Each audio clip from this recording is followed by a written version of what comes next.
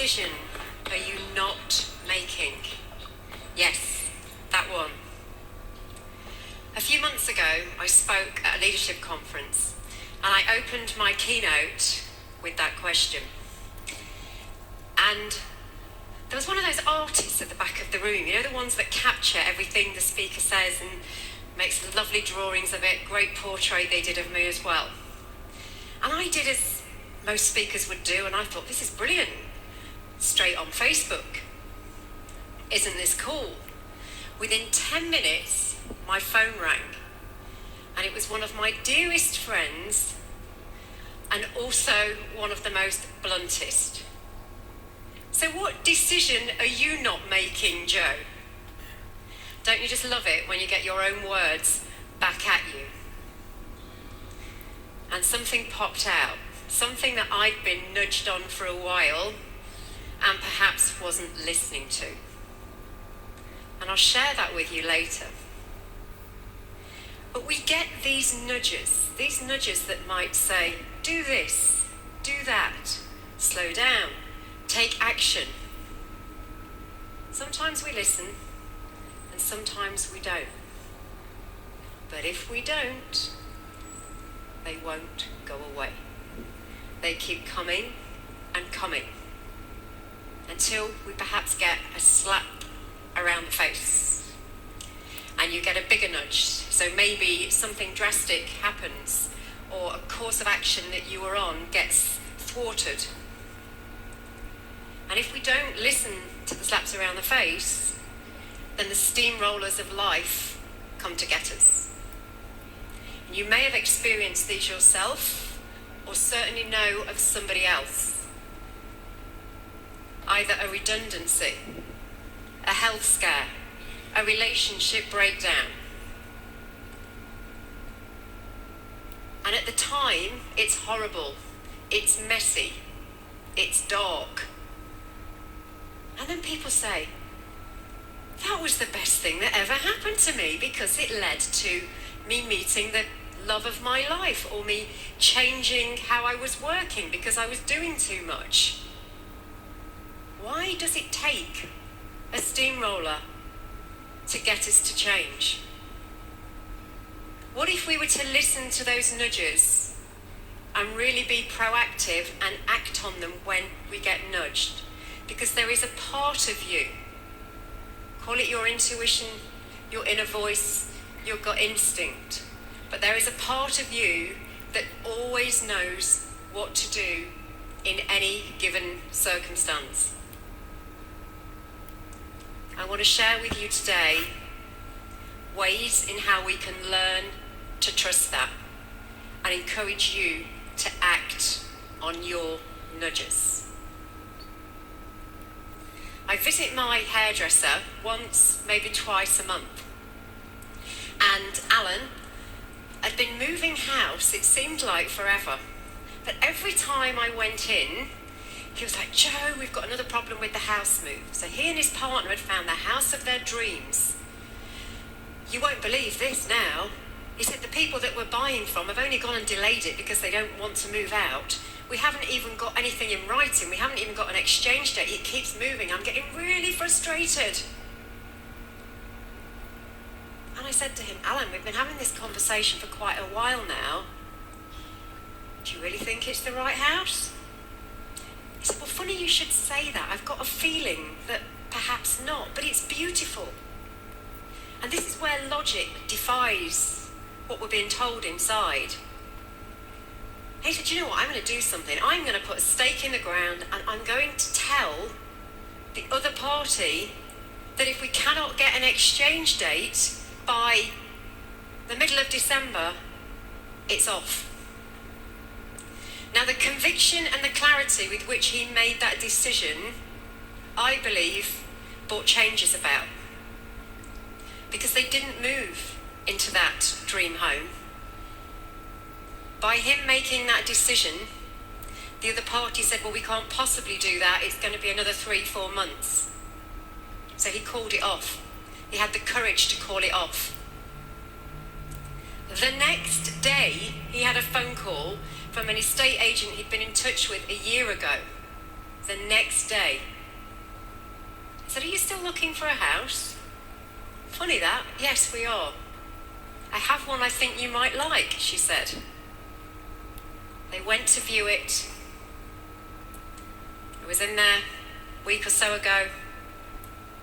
They moved in within 4 weeks. Everything flowed from start to finish.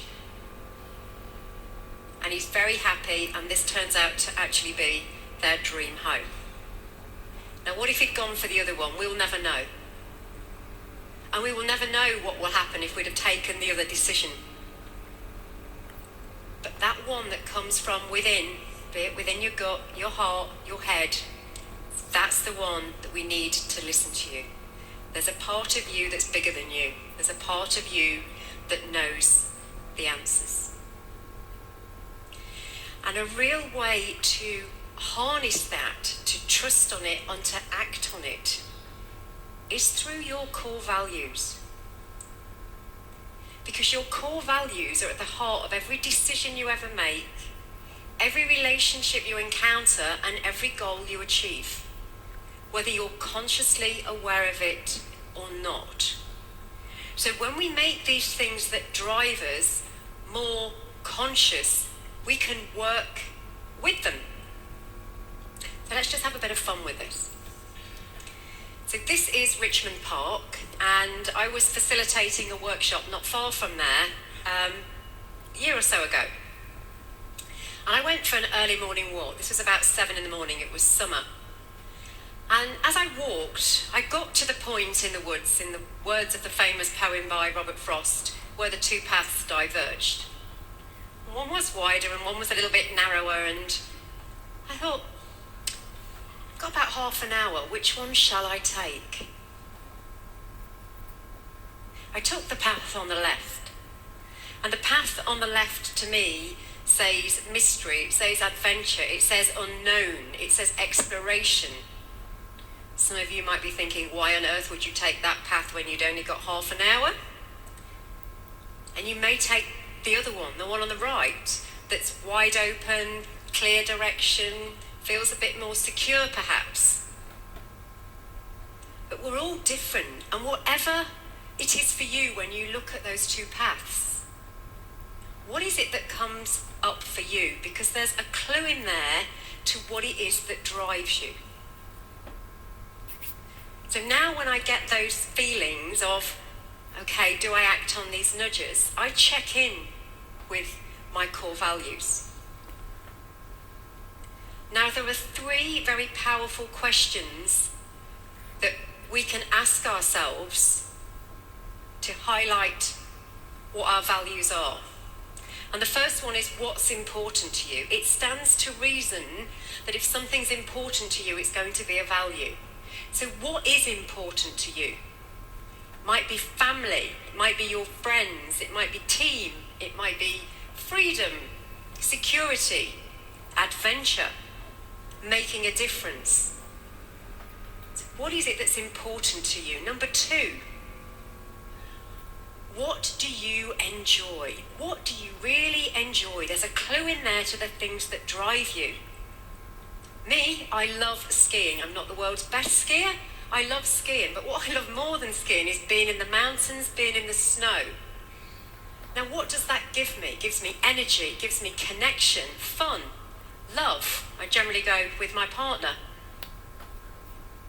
And I make a difference to my skiing, mainly. These are my core values. The third question, what frustrates you? We need to do a little bit of a flip on this. But what really frustrates you? For me, deceit. Don't lie to me. There'll be trouble. And the opposite of deceit for me is truth. And it's a very high value of mine. Now, most people don't truly know what it is that drives them. But when we do, we can link those nudges and we can check in and say, if I make this decision, is it going to give me energy, fun, connection, love, freedom, whatever it might be?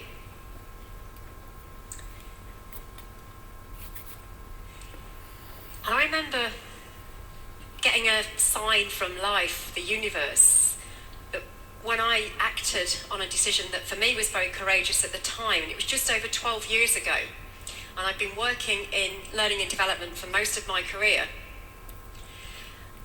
and I wanted to get into coaching. So I knew it was the real way to unleash human potential. So I went along for an open afternoon, loved it, knew this was my calling, knew that I wanted to be a coach. But there was a catch. It was £3,500 to do a year's diploma.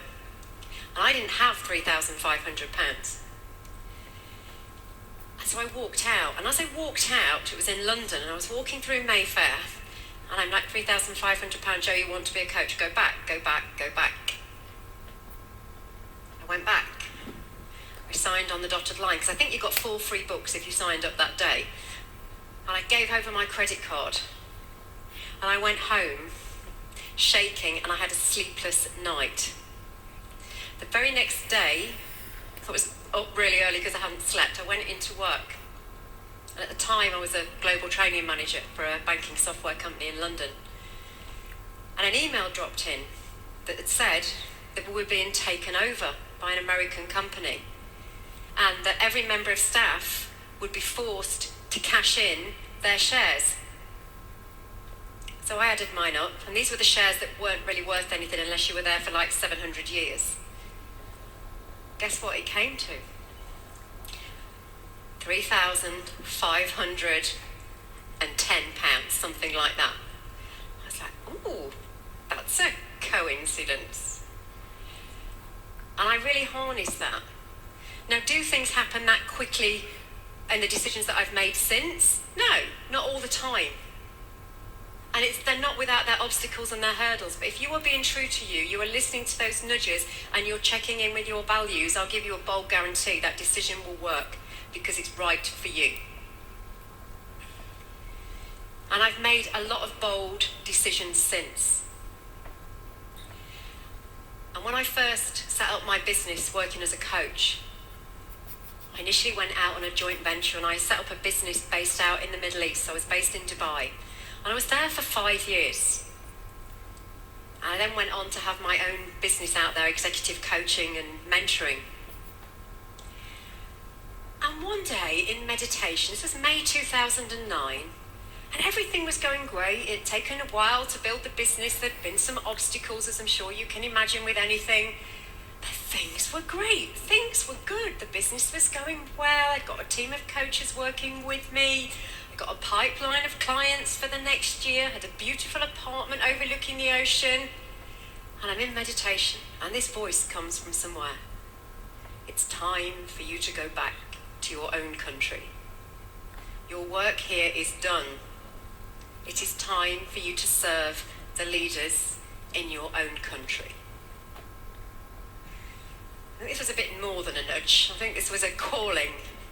So I'm there, and I'm like having a chat with whoever's listening.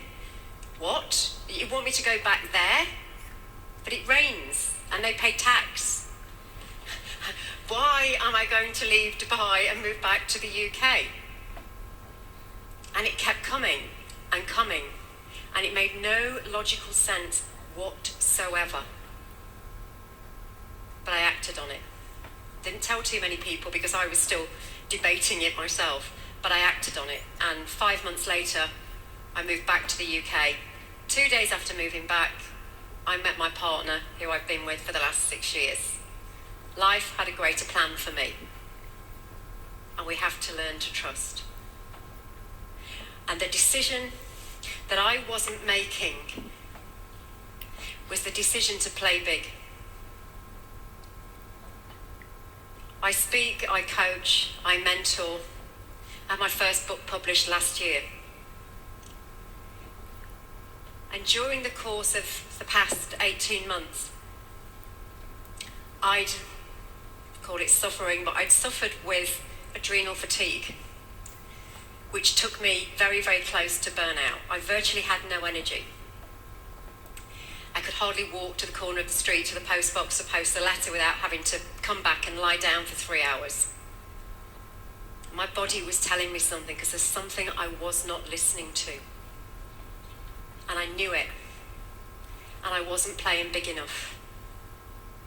I had a message, a methodology that could help change the way people lead and live. So I put my stake in the ground and I set the intention to act on the nudge. And the nudge said, universe, life, God, my message is bigger than me. Help me get it out to the world. What happened next? So I actually got clients saying, Joe, we want to train in your methodology. Will you accredit us? I hadn't got an accreditation program at that time. I do now. I had other clients saying, Joe, we'd like your online learning program. I didn't have one. It was something I'd planned to do. It's in progress right now. I listened. I'm now putting in the effort to deliver, and it scares me. It scares me, the possibility of where this could go, and it also excites me. There's a fine line. So what are your nudges telling you? Listen to them. Don't let the steamrollers of life come to get you. Check in with your core values. Get out of your own way. Let life lead the way. And really harness the courage to trust yourself. Go on. I dare you.